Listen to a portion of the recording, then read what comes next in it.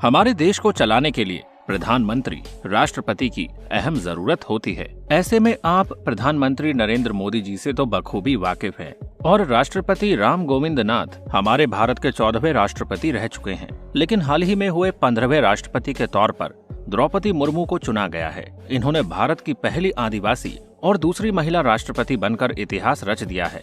ऐसे में आज की हमारी इस वीडियो में हम जानेंगे कि वो किस राजनीतिक पार्टी से संबंध रखती है, किस तरह से आदिवासी महिला होने के बाद इन्होंने इस टीचर से राष्ट्रपति तक का सफर पूरा किया और कैसे अब इनके द्वारा भारत के देश के आदिवासियों के हालात में कितनी सुधार आएंगे और हमें कुछ नया देखने को मिलेगा। जानेंगे आज की हमारी इस वीडियो में, तो बने रहिए हमारे साथ वीडियो के एंड तक। द्रौपदी मुर्मू का जन्म मयूरभंज जिले के वेद आप उसी गांव में हुआ था। इनका जन्म 20 जून 1958 को हुआ था। इनका जन्म एक संथाल परिवार में हुआ था। इनके पिता का नाम बिरंची नारायण टुडू था। उनके पिता पेशे से एक किसान थे और उनके दादा और उनके पिता उनके गांव के प्रधान रहे। द्रौपदी मुर्मू एक आदिवासी समुदाय से ताल्लुक रखते हुए भी इस समय राष्ट्रपति बन चुकी है। इस समय द्रौपदी मुर्मू की सबसे ज्यादा चर्चा हो रही है और लोग इनके बारे में विस्तार से जानना चाहते हैं। तो चलिए इनके बारे में और सारी जानकारी लेते हैं। अगर हम आपको यहाँ पर द्रौपदी मुर्मू की शिक्षा के बारे में बताएं, तो द्रौपदी मुर्मू ने अपनी प्रारंभिक शिक्षा ओडिशा के एक निजी स्कूल से प्राप्त की थी। स्कूल का नाम KBHS ऊपर बेड़ा स्कूल मयूरभंज था। इस प्रकार से इन्होंने अपनी प्रारंभिक शिक्षा इस स्कूल से पूरी की। उसके बाद उन्हें ग्रेजुएशन की पढ़ाई करने के लिए भुवनेश्वर शहर जाना पड़ा। यहाँ पर इन्होंने रामा देवी महिला कॉलेज में दाखिला लिया और रामा देवी महिला कॉलेज से इन्होंने अपनी ग्रेजुएशन की पढ़ाई को पूरा किया। जब इन्होंने अपनी ग्रेजुएशन की पढ़ाई पूर्ण कर ली, उसके बाद इन्होंने उड़ीसा के एक बिजली डिपार्टमेंट में जूनियर असिस्टेंट के पद पर नौकरी की। कुछ सालों तक नौकरी करने के बाद इन्होंने फिर रायरंगपुर मौजूद इंटीग्रल एजुकेशन सेंटर में टीचर के तौर पर भी कुछ काम किया और इन्होंने ये अपना काम 1997 तक किया। शिक्षा के बाद द्रौपदी मुर्मू का विवाह श्याम चरण मुर्मू से किया गया। इसके बाद इनके 3 बच्चे हुए।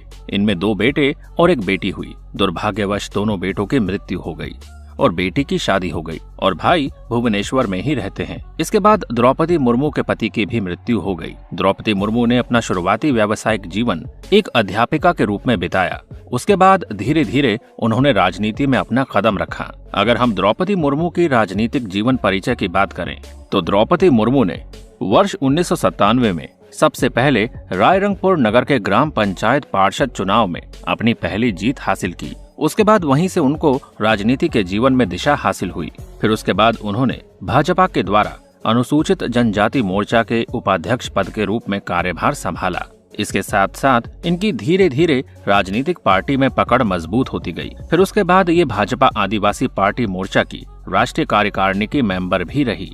इसके बाद द्रौपदी मुर्मू मयूरभंज जिले के गंगापुर सीट पर लगातार 2 बार भाजपा टिकट से विधायक का चुनाव जीती और विधायक के पद पर कार्यभार संभाला। उसके बाद ओडिशा में नवीन पटनायक और बीजू जनता दल और इसके साथ साथ भाजपा गठबंधन की सरकार में द्रौपदी मुर्मू को वर्ष 2000 और वर्ष 2004 के बीच में परिवहन वाणिज्य और उसके बाद फिर उन्होंने मत और पशु संसाधन विभाग में मंत्री पद पर कार्य किया।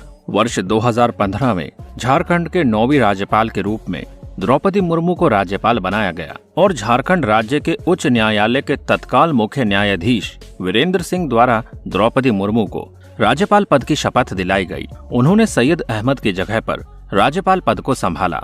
आपको बता दें कि द्रौपदी मुर्मू एक ऐसी महिला है जिन्होंने झारखंड राज्य की पहली महिला मुख्यमंत्री बनने का खिताब भी अपने नाम रखा है।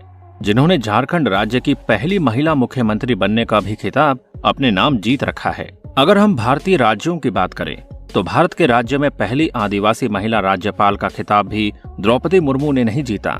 द्रौपदी मुर्मू ने जीवन में आई हर बाधा का मुकाबला किया। पति और 2 बेटों को खोने के बाद भी उनका संकल्प और मजबूत हुआ है। द्रौपदी मुर्मू को आदिवासी समुदाय के उत्थान के लिए काम करने का 20 वर्षों का अनुभव है और वे भाजपा की टीम की अहम आदिवासी नेता है। अगर हम द्रौपदी मुर्मू की संपत्ति के बारे में बात करें, तो द्रौपदी मुर्मू की संपत्ति एक राजनीतिक पद के होने पर भी उनकी संपत्ति ज्यादा नहीं है। उन्होंने अपना जीवन मुश्किल जैसी परिस्थितियों में बिताया है। और उनका पूरा समय अपने परिवार को संभालने और घर की परिस्थितियों से जूझने में निकल गया। इसीलिए उनके पास केवल घर को संभालने के लिए ही संपत्ति है, जिसमें से उनके पास मात्र 9.5 लाख रुपए की संपत्ति है। इसके अलावा उनके पास कोई आभूषण और कोई भी चल और अचल संपत्ति नहीं बताई गई है। इसके साथ हम आपको ये भी बता दें कि आदिवासी समाज भारत की आबादी का लगभग 8% हिस्सा है।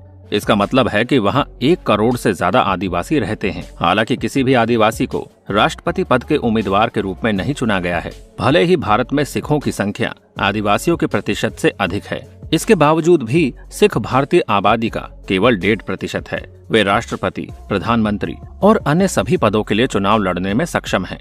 द्रौपदी मुर्मू पहली आदिवासी उम्मीदवार है जिन्हें भारतीय जनता पार्टी ने चुना है। द्रौपदी मुर्मू का भाजपा और एनडीए के अध्यक्ष पद के उम्मीदवार के रूप में चुनाव बहुत ही सराहनीय है। ये निर्णय आदिवासी समाज के लोगों को उनके जीवन में क्रांतिकारी बदलाव का प्रतिनिधित्व करने और योगदान करने का अवसर भी प्रदान करेगा। हालांकि जिस तरह से उन्होंने आदिवासियों के लिए काफी कुछ सुधार किया है, ऐसे में राष्ट्रपति बनने के बाद ये देश के आदिवासी जनजातियों के लिए काफी कुछ सुधार करने वाली है और भारत की तस्वीर सुधारने वाली है। तो दोस्तों, आप अपने इस नए राष्ट्रपति के लिए क्या कहना चाहेंगे? वैसे अपने कमेंट बॉक्स के जरिए बधाई जरूर दीजिएगा। एक आदिवासी समाज की महिला ने जो सफलता हासिल की है, भाई उसके लिए तो बधाई बनती है। वैसे आप क्या कहना चाहेंगे इनके बारे में? अपनी राय हमारे साथ जरूर शेयर कीजिएगा। तो मिलते हैं आपसे अगली वीडियो में, तब तक अपना ध्यान रखिए। Bye bye.